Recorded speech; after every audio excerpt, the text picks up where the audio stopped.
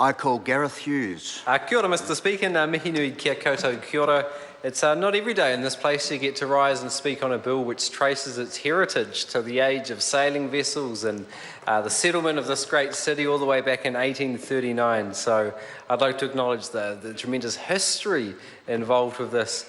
So I rise to support the Wellington Town Belt Bill, a bill in the name of local MP Grant Robertson.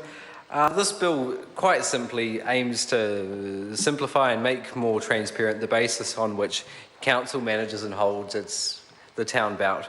It recognises the importance of the town belt as an asset, as a taonga to the people of Wellington. Mr. Speaker, I've lived in this great city for some 15 odd years, and the town belt is incredibly important to Wellingtonians.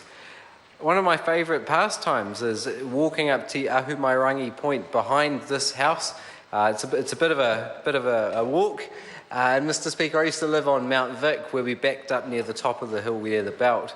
Now, for a few years, there was actually reports of people biting people in the forests of Mount Vic, and it led to a whole rash of newspaper headlines around vampires on Mount Vic.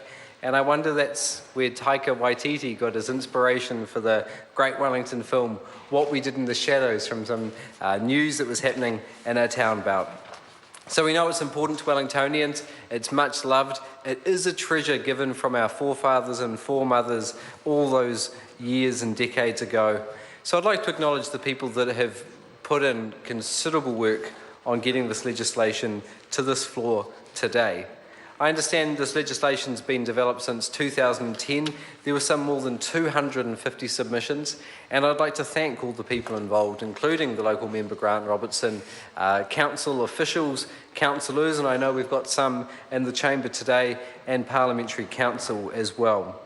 So in a nutshell, this bill simply addresses the legal uncertainty flowing from those various old statutes and the nature of the deed dating from the 1870s.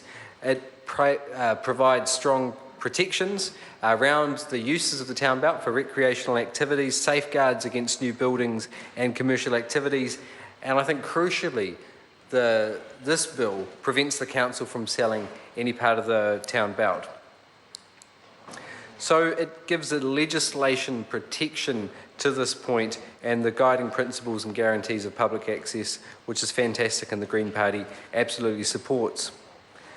It recognises the history of mana whenua, and I understand with the co-management regime is a positive step forward.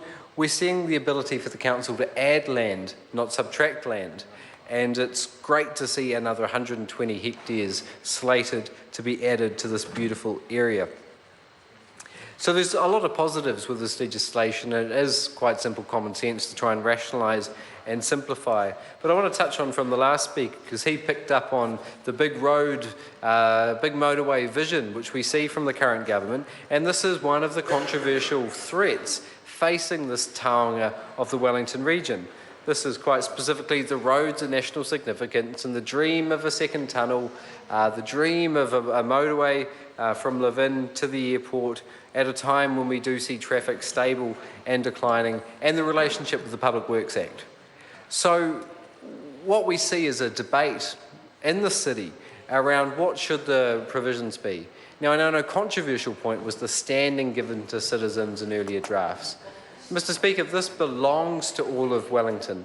I note the council has a management role, a historical role, a leadership role, but I also question that, and that's something we'll be looking at in the select committee. We also need to discuss the issue of compensation and the timelines around that.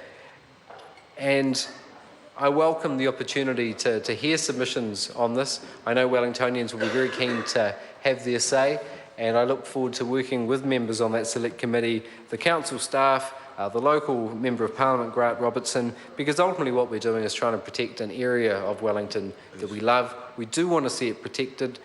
Kia ora, Mr. Speaker.